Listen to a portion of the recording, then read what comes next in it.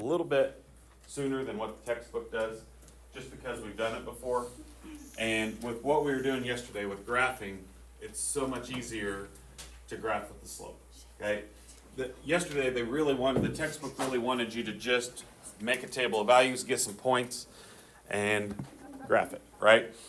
And we really didn't talk about it yesterday, but you can use your graphing calculator to help you graph as well. Like for instance, if I were to graph an equation like this, I can put that into my calculator, right? And some of you may have known that or realized that or done that yesterday, and that's totally fine. But when we graph that line, we got to make sure we use the points that are on that line, right? I know that is a line, but I got to use the right points. I can't just put the line anywhere I want to, because all lines are a little bit different. All lines go through different order pairs. We need points that are on that line in order to be able to graph it. So if you want to use the calculator, there's nothing wrong with that, okay? The one that would be a little bit more difficult to do that on would be one like this. Because if you were going to put it into the calculator, then this is in standard form, and we can't put it into our calculator when it's in standard form. So what would I have to do to this equation if I really wanted to use my calculator? You'd have to solve for y. You'd have to get it into y equals 4. You got to get it so it looks like this. So I would have to subtract 2x. I would have to divide by 4. And if I really wanted to use my calculator, I would need to get it into that format. Okay, and that's okay. Okay. Yesterday we talked about doing this one by the cover-up method. I think the cover-up method is probably a little bit quicker than having to solve for y. But if you really wanted to solve for y, just because of the fact that you could use your calculator, then that's okay. You just got to be really careful that you solve it all correctly and you have the right numbers when you plug it in. Okay, so just a couple of things going back to yesterday that I wanted to make sure that I talked about, because we really didn't talk about our calculators. We're going to start getting into our calculators more and more. I told you early on in the semester we don't use our graphing calculators a lot, but in this chapter we're going to start getting into those a little bit more. So make sure you have your graphing calculator with you each day. Make sure it's charged up and that kind of thing. If you don't have one, make sure that you get one, either borrow one, or we don't have a whole lot more to check out because we've checked out a lot in all of our math classes. So if you really need one, then talk to me and we can get you one. But you will need a graphing calculator as we go throughout the rest of the semester.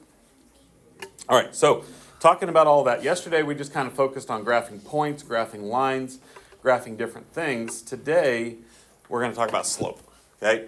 Slope is a concept and a topic that you guys have covered a lot throughout the years, right? And to be honest with you, we use slope all the time. You may not always say, oh, I'm using slope here or there, right? But we see or use slope all the time. What are some examples of something that has slope in our everyday life? What do you guys think?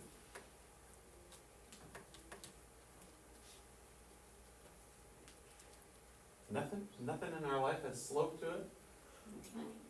Huh? Money? How does money have slope?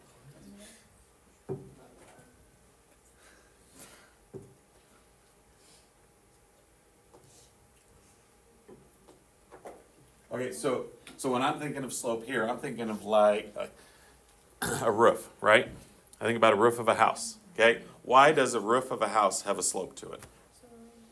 Yeah, rain comes off of it, snow comes off of it, right? It's been a while now, probably 10 years or so ago, but the Central Christian roof caved in because the snow was so heavy on it that it didn't melt soon enough, and it was so heavy that it eventually caved in the roof. If you look at our high school is huge, right? But if you've seen the rain the last couple of days, or at any point in time, you see the water just rushing off of it, right? That's because even though we have a really huge building, then when they put the roof on here, they have to slope it to get to the gutters to get the water to come off of it, right? So is it a really steep slope like a house maybe? Probably not, right? But there is still a slope to it. Like a roadway, for instance. If you're driving on the road, you don't want a bunch of water on the road because it's a water hazard, right? And so if you watch it rain, yeah, it slopes off, and that's what the ditches are for, right? It just slopes off into the ditches, and it doesn't sit there on the roadway. And so that has a slope to it, okay? If I look at like a handicap ramp alongside of a building, then it has to be made to a certain slope. So if I was a contractor that I was building houses or buildings of some kind, and I put a handicap ramp up, if I don't make that to the certain specification, if I make it too steep, that's really hard for the wheelchair to get up, right? That'd be bad news for somebody that has a wheelchair. And so it has to be made to a certain specification, okay? And so you have to kind of plan that out to get from, you know, the bottom up to where the door is on the second level. It has to be a certain slope. And so those are all things that, you know, in our everyday life could have some slope to it. You hear like ski slopes, right? Ski slopes is one where you hear the word slope used a lot. And if you've ever been skiing, there's different levels of skiing. Anybody ever gone skiing before? Nobody? Nobody's been skiing? Not one person in here has ever been skiing? Is that right? Eli, you been skiing? What's the difference between the ski slopes? Like the colors. Yeah? And what are the different colors? It's like green, blue, Yeah. black. Okay, what's black? The hardest one. The hardest one, right? Because it's really steep. Okay? It's really steep. And then they're not going to get you to start out on the black slope, right? That would be really, really bad.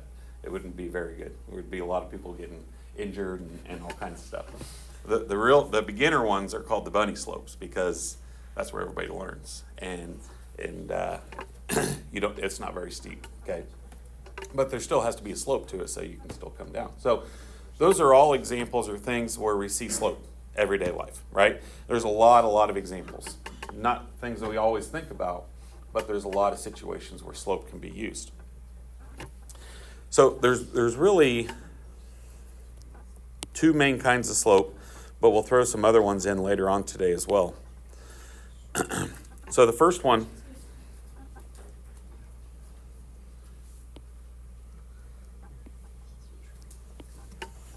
is a line that looks like this, okay? And we graphed some lines yesterday.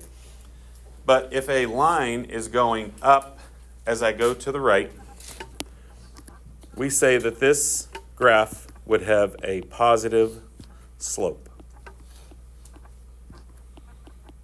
It goes up as I go to the right. And the steepness could change of it, right? I could do one that's really, really steep. I could do one that's not quite as steep. But as long as it's going up as it moves to the right, just like I read a book from left to right, then it would be called a positive slope. The number will change, but it would still be a positive number. If we had one that's going down as we move to the right, we say that this slope is a negative slope,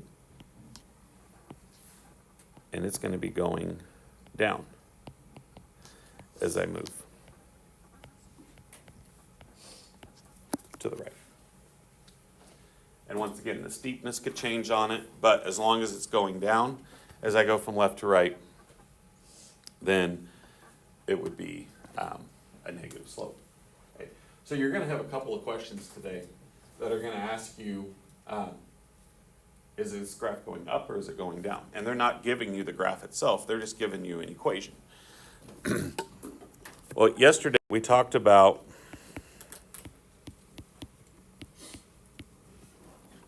an equation like this, and we said that this equation is in y equals mx plus b4.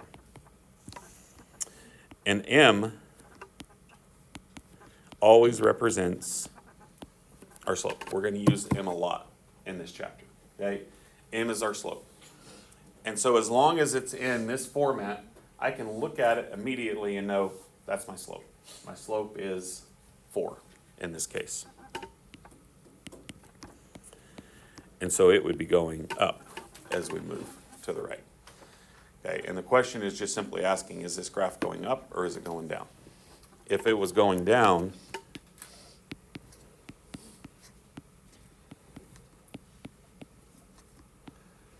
then it would have a negative slope. The number doesn't really matter. The sign is what we're looking for.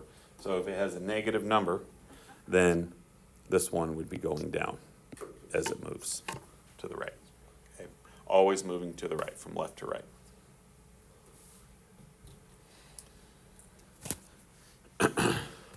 Okay.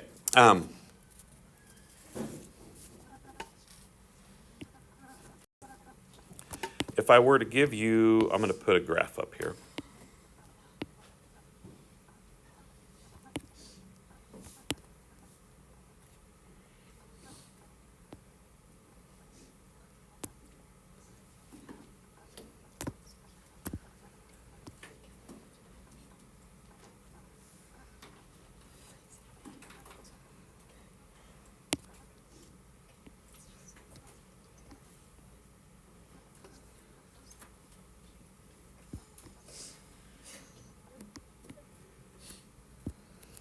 If I were to give you a graph like this, and I want to put this into y equals mx plus b form, there's two things from this graph that I want to identify. I need the m and I need the b. And we talked about both of those things yesterday. M represents the slope. B represents the y-intercept.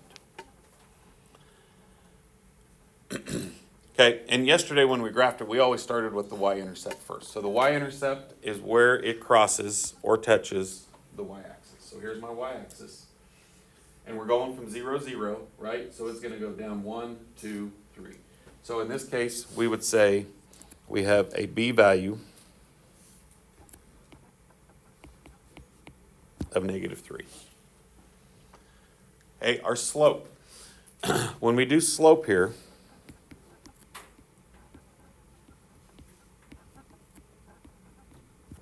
we think of it in terms of rise over run. And you guys have probably seen that before. I spell my rise with a y to help me to remember that rise means I'm going up and down, just like the y-axis. Okay, so it's just kind of a way to remember it. I know it's not typically the way we spell rise, but it's a way to remember it here. Rise goes up and down, run goes left and right. And what we're going to do is we're going to go from one point to the other. So we're going to pick 2 points out on this line. This line might have 5 or 6 points, right, or more. But we're just going to pick 2 of them out, and we're going to go up first. We're going to do our rise. So we're going to go up 1, 2, 3, 4, 5, 6, 7, and then we're going to go right 2. And so here, my slope would be up 7 over 2. If that would reduce, we would reduce it. We don't really want to write slope as a decimal most of the time. It's not wrong to write it as 3.5, but the fraction would make more sense in most of the scenarios that we use slope in. So we're just going to leave it as 7 over 2. Only reduce it if it needs to be reduced. And so my equation here would be y equals 7 halves x minus 3. And that's our slope-intercept. Okay. Once I identify the slope and the y-intercept, we got everything that we need.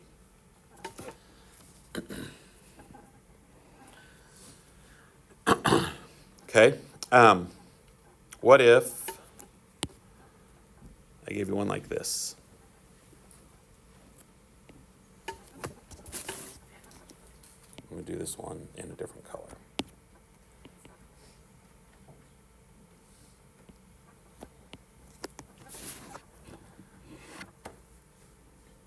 Okay, we have 2 points once again.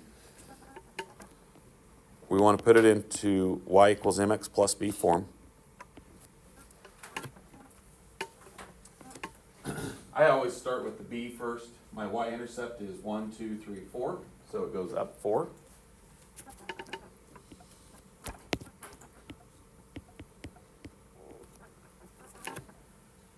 My slope as I go from, and I'm always going to go left to right. So as I go left to right, we're going to go down first until we're even. So we're going to go down 2, and then we're going to go over 1, 2, 3, 4, 5, 6, 7, 8. So here my slope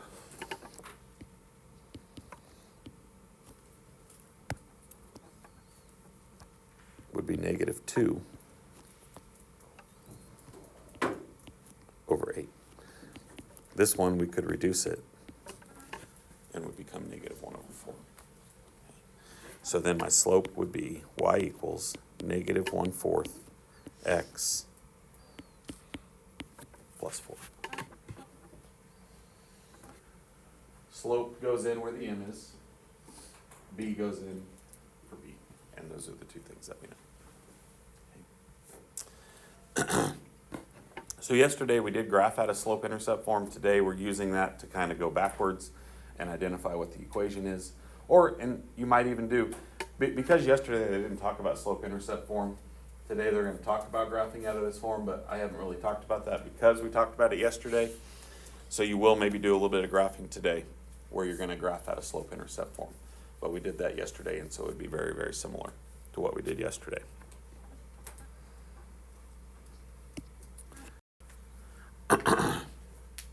All right, I'm going to show you an equation here.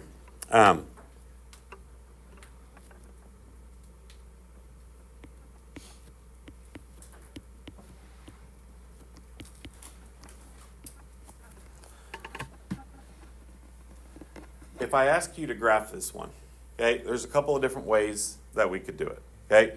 Yesterday, we graphed this as the cover-up method.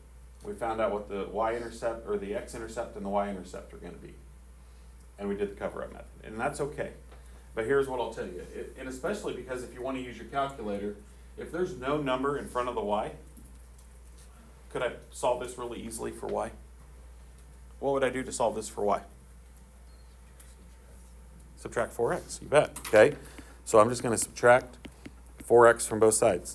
Now remember, you cannot combine those together. 6 does not have an x, 4 does. And when we put this into slope-intercept form, I always put the x in front, and so it would be negative 4x plus 6. So to kind of review real quickly here, if I was going to graph this, we can put it into our calculators, and here's what I'm going to show you on your calculator.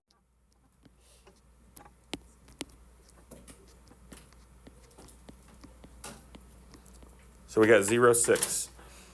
And you can still use the same thing we did yesterday. I could go down 4 over 1. Down 4 over 1.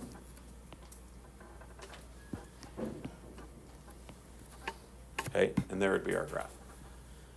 But these would be 3 points that would be on. These 3 points are the points that we just talked about as well. Okay, we have 1, 2. We have 2, negative 2. We have 0, 6. So you can either plot it by doing points, or you can plot it by doing the slope and the y-intercept. Yesterday we chose to do it with the slope and y-intercept because I think that's the easier way to go. Okay, but you can always use your calculator to help you out. Or even to double check it if you're not sure if it looks right. Okay. So that's just kind of a quick review. Now, I talk about that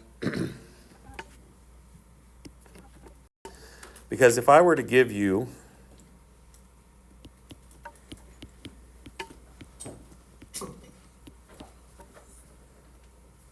an equation like this, okay?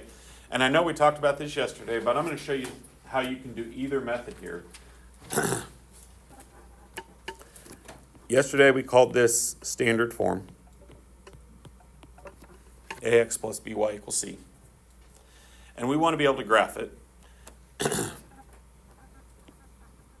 And there's really 2 ways to do this. Yesterday we called it the cover-up method. And when we do the cover-up method, we're going to make a quick table. We're going to find the x-intercept. We're going to find the y-intercept.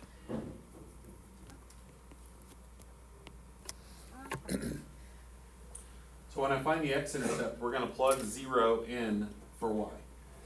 4 times 0 is 0. We're going to cover it up because it makes 0. We have 3x equals 12. 12 divided by 3 would be 4. And that would be our x-intercept. For the y-intercept, we're going to put 0 in for x. 3 times 0 is 0, so we're going to cover it up. We have 4y equals 12. That's left. 12 divided by 4 would be 3.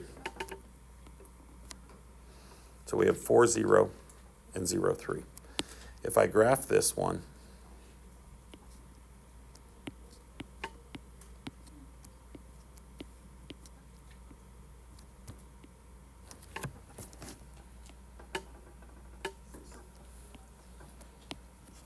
there'd be our line. And that was our method that we used yesterday. And I feel like that's probably the go-to, okay?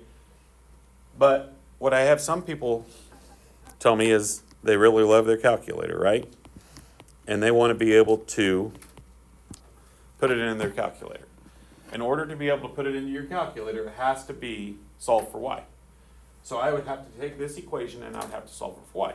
Now, if you're really good at solving equations and you feel pretty comfortable with that, that's not a bad method at all. You just got to be really careful of your signs and things like that. So if I was going to put this equation into slope-intercept form, y equals mx plus b, what would I do first to this equation? Subtract 3x.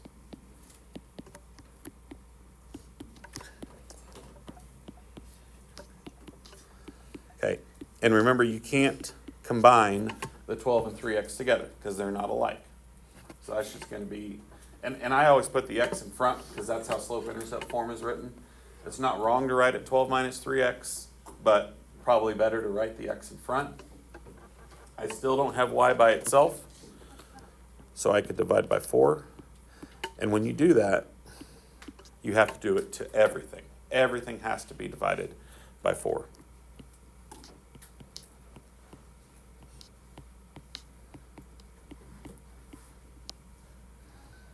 Now we have it in slope-intercept form. Now we know what our slope is. We know what our y-intercept is. And we could graph it this way as well. So I could start off at 3, because 3 is my y-intercept, right? And then my slope is negative 3 over 4. So from here, I could go down 3, right 4. And that gets me back to the same point. So it's the same graph, right? So I don't care which method you do. Hey, this probably takes a little bit more time than this, okay? But then you could use your calculator, so that would be the benefit of it too. Which way do you guys prefer? Cover up or solving for y? What do you think? Cover up, yes. Yep, I agree. The only bad thing to the cover up is you can't really use your calculator at that point because it's not in y equals form. So there are positives and negatives to both.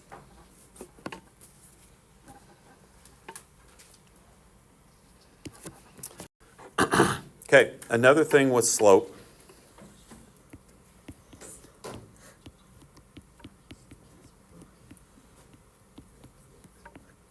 is our slope formula.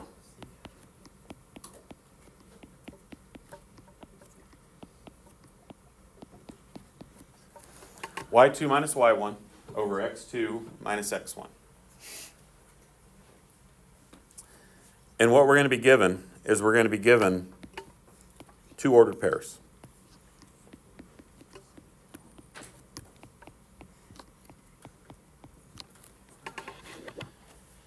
So if I'm given a graph, slope in or rise over run would be the best way to do it.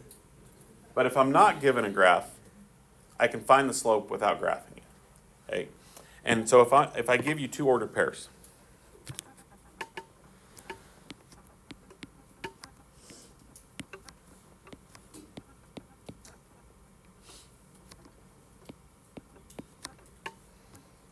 it really doesn't matter which one's x1, y1, and which one's x2, y2.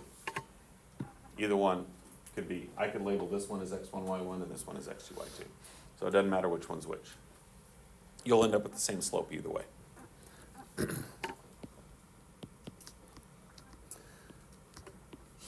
y2 minus y1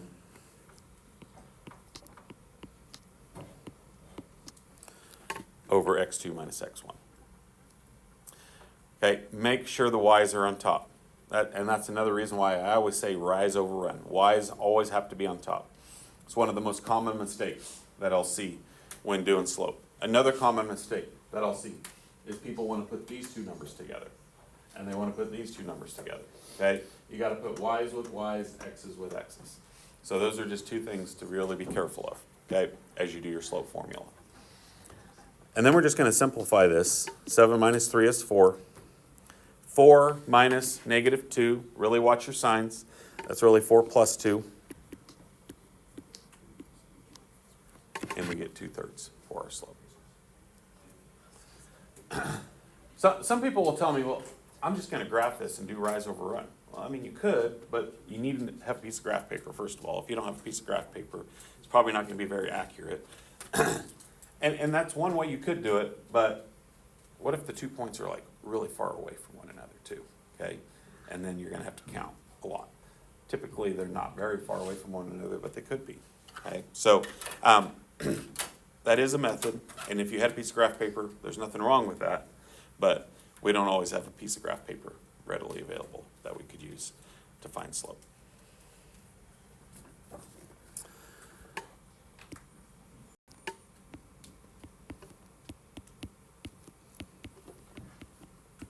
Okay, I'm going to show you a trick. We're not necessarily graphing this one. I just want to know what the slope is. If I was going to graph this, I would do the cover-up method. Okay, but we're not graphing it. I'm just finding the slope.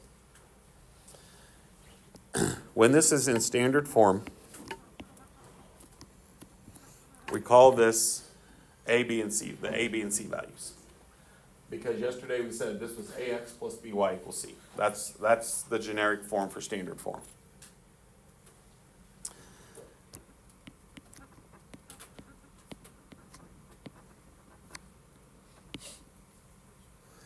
If you can remember this little trick, then you don't have to solve for y. You could solve for y, okay, like we did a few minutes ago, and get y by itself, or you can remember this little trick. And this little trick will get you the slope every single time. Okay, and so we read this as the opposite of A over B. A is 3 right now. So we would say the opposite of 3 over 4. That's my slope. Pretty easy. Okay, much easier than solving for y and getting our slope. Okay. Works every time. Okay, I had told you at the beginning that you have positive and negative slope, and then we have 2 special types of slope.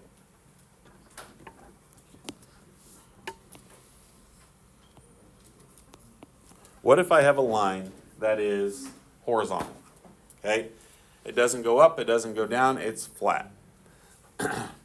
Well, let's just think about this real quick. Let's say I pick 2 points that are on that line. What's the rise of that graph? Yeah, doesn't have one, right? So my rise is 0. I don't really care what the run is, right? Because if I take 0 divided by anything, what do I get? You get 0, okay? So even if this was like 0 over 4 or whatever it is, it's going to be 0. So anytime you have a horizontal line,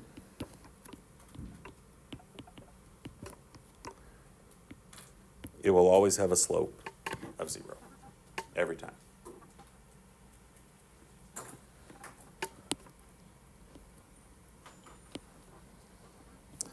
Okay, the other one is if I have a vertical line. Once again, it's not rising or dropping at a rate, it's just straight up and down.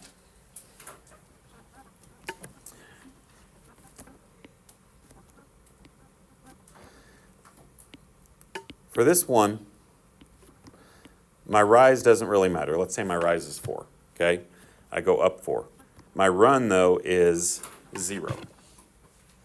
What happens when we divide by 0? You get an error, right? Try putting it into your calculator. If you tried taking 4 divided by 0 in your calculator is going to be like, hey, you can't do that, right? It's going to give you an error message. And so we know that anytime we have 0 on bottom, that can't happen. We can never, ever divide by 0. So anytime we have a vertical line, we say that the slope is undefined or no slope.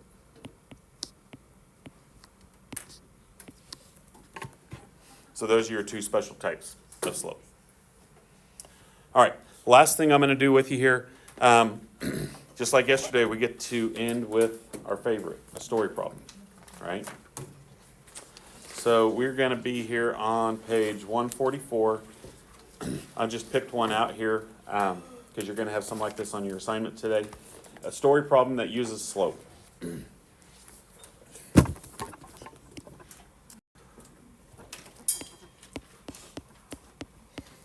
Page 144, and we're going to do number 67 together.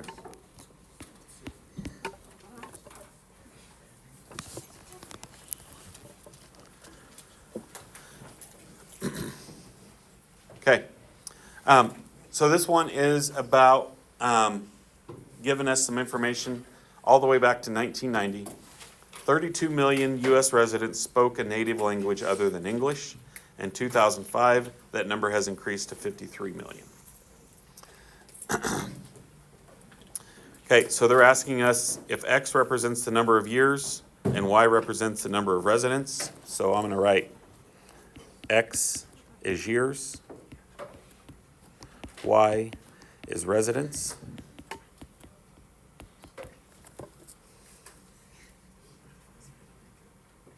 Plot the two data points, then connect them with a straight line. Okay, so in 1990, we had 32 million, okay? And so when I think about writing that as an ordered pair, since 1990 is our like beginning year, then we're not going to call it year one, we're going to call it year zero. The next year we collect data, like if I collected data in 1991, then that would be year one, okay? So year zero is the year we start collecting data, so we're just going to call that 032. In 2005, how many years have passed? 15. And we're up to 53 million.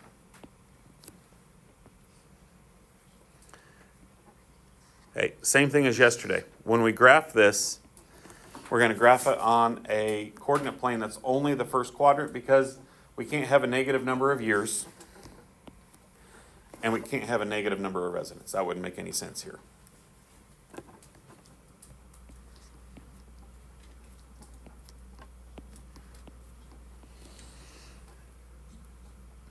Okay, so 032. Let's say we're going up by tens. 32 would be like right here, just a little bit above 30.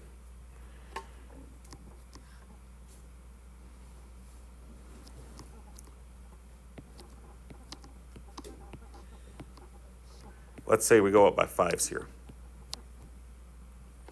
15, 53. Would be about right there. Okay. And I'm going to label that one 15, 53. And kind of like we did yesterday, the graph's not going to continue on in both directions because it can't go past the y-axis here. So this point here is 032. Okay. That's our first step. Part A said plot them and connect them with the line. Part B says find the slope connecting the two data points. Easiest way to find the slope here is to do 53 minus 32 over 15 minus 0. 53 minus 32 would be 21 over 15. And if I take 21 divided by 15, what would that reduce to be?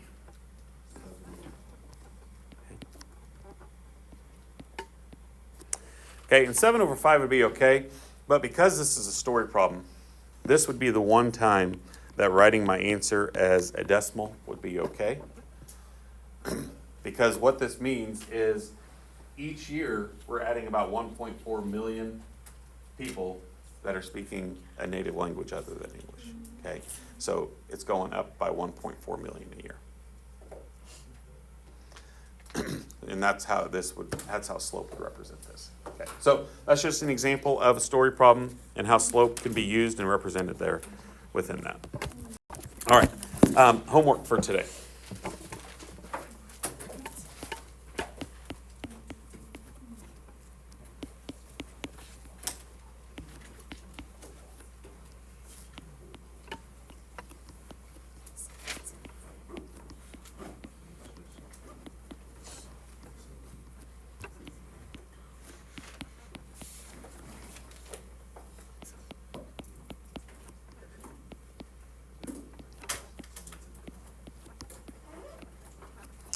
A lot of these, probably a little bit more problems than what we typically do, but a lot of these are pretty quick. What's the slope? Looking at the equation, what's the y-intercept? Is the slope going up? Is the slope going down? Things like that. So a lot of these are pretty quick answer questions.